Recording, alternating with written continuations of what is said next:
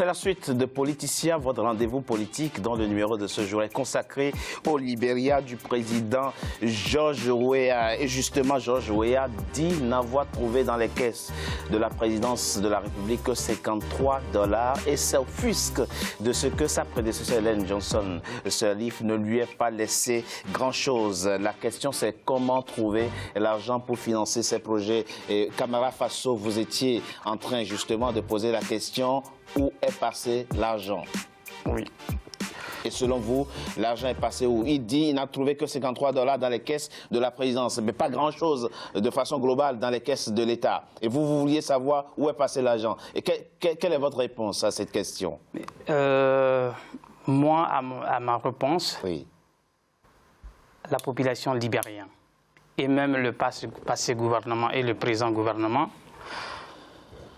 oui, parce que c'est eux qui sont à la tête du gouvernement. S'il a le preuve pour dire qu'il a trouvé $53, ça veut dire qu'il a trouvé $53. Mais la question des Libériens après le 9 mois, le 9e mois, on a suivi des commentaires. Je peux dire des commentaires et aussi des preuves qu'il y avait 15 millions de dollars libériens. Conteneur qui était perdu. Oui, mais ça, on a déjà évoqué la question du conteneur disparu, oui, disparu. À son retour, au retour du président de la République, oui. des assemblées générales des Nations Unies. Oui.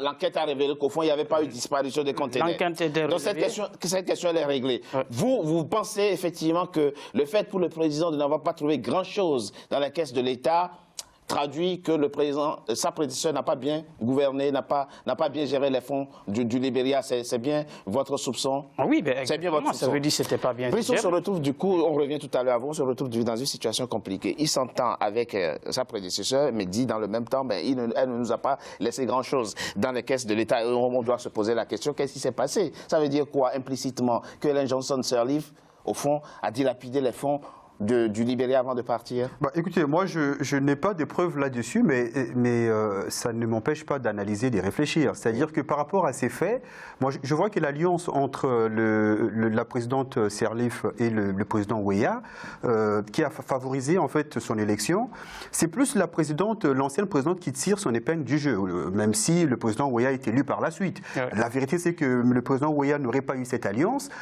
Ma foi, je pense qu'il avait quand même beaucoup de chances d'être élu. Vu qu'il y a une grande population de jeunes au Libéria, donc il aurait pu être élu quand même. Donc ce qui fait que la présidente Sirleaf, elle assurait ses arrières. Donc elle s'est dit, en bon stratège, qu'il est toujours bien d'être bien vu par le prochain maître des lieux.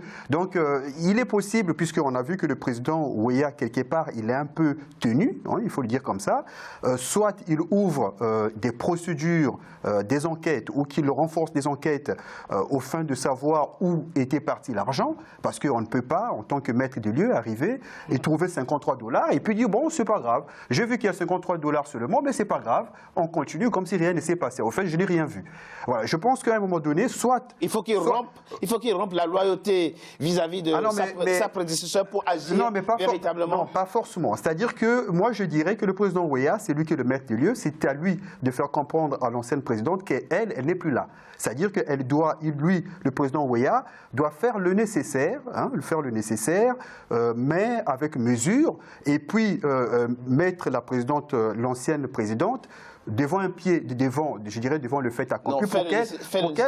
Y compris, s'il faut traduire, Ellen Johnson Sirleaf. Alors, il faut faire un choix, où on veut plaire au peuple, ou on veut plaire à 2, 3, 4 personnes, quelques influents que ces individus puissent être. Voilà, c'est-à-dire qu'à un moment donné, quand on exerce le pouvoir, on doit savoir que c'est soi, c'est-à-dire que c'est nous ou c'est vous qui avez le pouvoir. À partir du moment où vous le savez, vous savez que vous avez été élu démocratiquement, le président Weah n'a pas fait un coup d'État. Il n'a pas fait un coup d'État, donc il a la légitimité populaire, donc il n'y a aucune raison qu'il puisse ne pas respecter ses engagements, tout simplement parce qu'il faut plaire à 1, 2, 3 personnes. Donc moi je dirais que le peuple libéral Libériens et l'opinion internationale a besoin des actes forts, parce que appeler les investisseurs pour venir investir au Libéria, tout en n'envoyant aucun signal de lutte contre la corruption, c'est contradictoire. C'est vrai que le Libéria occupe 172e rang sur 190 dans le classement Doing Business 2018. À la fin, Wakili, le président se trouve dans une situation complexe et compliquée. Oui, il se trouve dans une situation complexe, mais aussi il faut savoir ce dont le Libéria a besoin. On a vu des pays loin d'Afrique, peut-être comme le Brésil, où les anciens présidents sont inculpés, même arrêtés. Oui. Ça peut faire plaisir au moral, mais il faut éviter aussi les postures militantes et démagogiques. Aujourd'hui, le Libéria a besoin d'écoles, le Libéria a besoin d'hôpitaux, le Libéria a besoin de routes, il a besoin de beaucoup d'infrastructures. Électricité, etc. L'électricité. C'est encore plus. On parlera de besoins. En poursuivant, moi je ne sais pas, est-ce qu'en poursuivant Mme Sirleaf, Johnson, les anciens dirigeants, il va trouver suffisamment de milliards à l'intérieur qu'ils auraient volé pour développer tout ça? C'est une question. Il est pragmatique. Non, il faut qu'on soit pragmatique. Il a créé une forte attente. Mais il peut faire comme le Nigeria. Le Nigeria ne poursuit pas, ne jette pas en prison. Quand le Nigeria poursuit, il exige la restitution des biens volés. Oui, mais est-ce qu'ils ont des comptes à l'étranger? Est-ce que l'argent est là? Il faut se donner les moyens. Monsieur Wakili, je ne vous coupe pas la parole. La question, ce n'est pas pour juger ou prendre ces personnes pour les mettre en prison.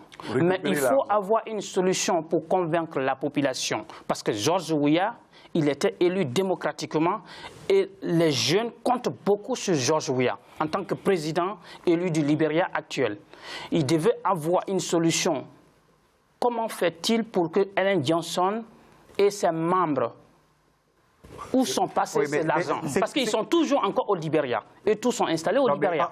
Ce n'est pas une question d'attraper la personne pour le mettre en prison. Mais il y a beaucoup de solutions. Comment fait-il pour que le Libérien soit satisfait? Parce que si George Weah, vous avez déclaré à la population que vous avez trouvé $53, et il faut qu'on a le preuve. La question que pose... Et même le même George Weah a fait passer son salaire moins de 25%. Et le salaire de ses ministres. Et ses ministres aussi. Voilà. Ça veut dire, ça c'était une preuve aussi qui montre à les Libériens que vraiment il n'avait pas trouvé l'argent. Mais vous deux, vous êtes dans une sorte de pragmatisme aussi. Il faut une stratégie. Il faut une stratégie. Quand même, il a un salaire. Et vous l'avez dit peut-être hors antenne, le Libéria fonctionne quand même. Oui. Ce qui manque, c'est peut-être des grands travaux. Les salaires des Libériens sont payés. La question de George Weah, aucun Libérien peut accuser George Weah qui n'est pas prêt pour diriger le pays ou qui n'a pas le cœur de son pays. Il est prêt pour diriger le pays et aussi aider les jeunes et prêt à développer le Libéria. Mais ce qui lui manque,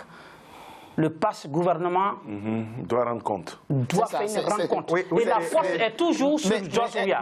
La force est toujours appuyée sur George Weah. Mais moi, je n'ai pas voté pour George Weah, mais je tiens George Weah en tant que le fils d'un pays qui soutient toujours son pays. Le problème que pose il est toujours là pour la population. C'est ça. Vous ne pouvez pas vous engager à lutter contre l'impunité et à ne pas toucher du tout ceux qui, avant vous, ont dilapidé les fonds du pays. C'est bien le problème qu'il pose. Et on voit bien plutôt que le président actuel s'est lancé dans des alliances qui, d'une certaine manière, ne lui laissent pas la main libre. La question, c'est quel est le choix qu'il faut faire. Mais c'est à lui de les décider. Ce que Ellen Johnson-Sirleaf a réussi par contre. Et c'est là où se pose la question de la capacité du président George Weah à mobiliser aujourd'hui les financements. Je ne vous coupe pas la parole. Même ce que vous venez de dire tout de suite, George Weah reste toujours l'homme de la paix de Libéria. D'accord. Alors, je disais donc que ce que sa présidence a réussi, c'est d'avoir stagné la dette autour de 36%. Taux d'endettement de 36%. C'est l'un des faibles taux d'endettement dans l'espace. On va dire quoi? Il va recourir à l'endettement maintenant pour financer ses projets, puisqu'il n'y a rien dans les caisses de l'État. C'est la solution. Ou bien aussi renforcer les taxes de l'État, les taux d'impôt. Ce qu'il a déjà commencé et qui rend la vie chère. Il y a beaucoup de ressources internes. C'est-à-dire, là où je suis peut-être d'accord avec vous, c'est que les riches, les personnes très très riches qui ont eu l'argent légalement ou illégalement, il faut regarder pour récupérer. Exactement. Voilà, récupérer à côté de l'endettement et puis des grands financements extérieurs. Il faut trouver de l'argent en interne. Et même l'ancien gouverneur de Banque centrale, c'est le fils de Ellen Johnson-Sirleaf. Oui, l'ancien gouverneur. Il ne faut pas faire une fixation sur l'ancien chef d'État, cher ami. Dans nos pays aussi africains. D'ailleurs, en Côte d'Ivoire, le problème s'était posé dernièrement avec ce qu'on appelle l'annexe fiscale, le gouvernement se rend compte que, par exemple, on prend un exemple, on se rend compte qu'il y a 1000 milliards qui circulent par année en Côte d'Ivoire, mais les impôts n'en prennent que peut-être 5%. Oui, parce qu'il y a beaucoup qui échappent au secteur informel. C'est informel. C'est l'informel, effectivement. Oui, donc on va prendre dans l'informel, il faut mettre de l'eau, il faut structurer l'État. Il y a de l'argent à prendre au Libéria. La solution de recourir aux emprunts extérieurs, c'est peut-être un peu la facilité aussi. Mais le gouvernement, il a vraiment besoin des éléments pour lutter contre la corruption. Oui, c'est ça le problème de Georges Weah actuel. Aussi le civisme, les citoyens, le civisme.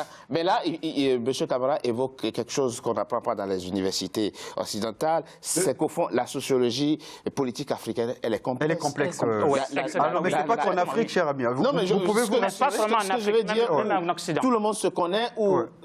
Chercher à vous demander des comptes reviendrait peut-être à toucher le cousin. Voilà, tout à fait. Et ça se résout au village après. Hein. Ça se résout au village. Voilà, c'est ça. Donc, ça traduit la difficulté fondamentale aujourd'hui à mener ce combat finalement. Oui, mais c'est pour ça qu'il nous faut à un moment donné, et moi j'insiste là-dessus, il faut avoir une hiérarchie des priorités. Voilà. C'est-à-dire que quand on vient fraîchement de commencer son mandat, il y a une hiérarchie des priorités. Il faut commencer par ce qu'on estime être le plus urgent par rapport aux populations et progressivement étaler son chronogramme. Et moi, je pense que pour l'instant, pour quelqu'un qui a signé une alliance, qui vient de commencer précisément par la démolition de cette alliance-là, en engageant des enquêtes par-ci, par-là, c'est pas prudent. Oui, ce serait contre-productif politiquement. Voilà, parce que formelle, hein. Non, on est d'accord. Mais même les symboles sont importants et il ne faut pas sous-estimer la capacité de nuisance que pourrait avoir l'ancien chef d'État. Donc pour quelqu'un de prudent, et la politique c'est l'art de la prudence par excellence. Donc pour quelqu'un de prudent, il va le faire, je l'espère.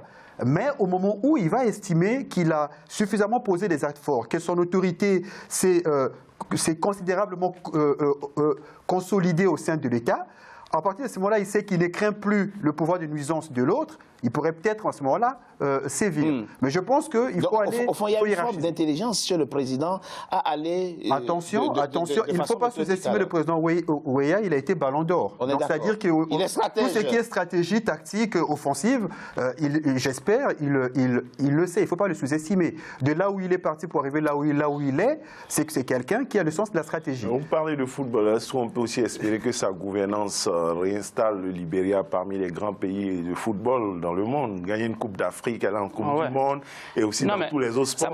Ça peut faire partie des attentes. Ça peut faire partie des attentes. On retient quand même le football, oui. Au moins, Georges Weah, il était un grand footballeur. Mais sache que la politique et le football, c'est une question différente. Oui, mais les règles... Non, pas forcément. Les talents sont différents. Oui, les talents sont différents, mais le sens de la tactique, de la stratégie et de la combinaison et de la manœuvre, ce sont des principes qu'on trouve partout. Voilà, c'est ça. Sur le terrain, l'entraîneur, un capitaine, c'est ça. On retient que le président Georges Weah est un fin stratège et qu'il a parfaitement la maîtrise de son agenda et de son timing dans la mise en œuvre des projets qu'il a donc exposés aux Libériens pendant la campagne électorale. Mais quels sont véritablement les grands défis auxquels il doit s'attaquer? On en parle après une courte pause. À tout de suite.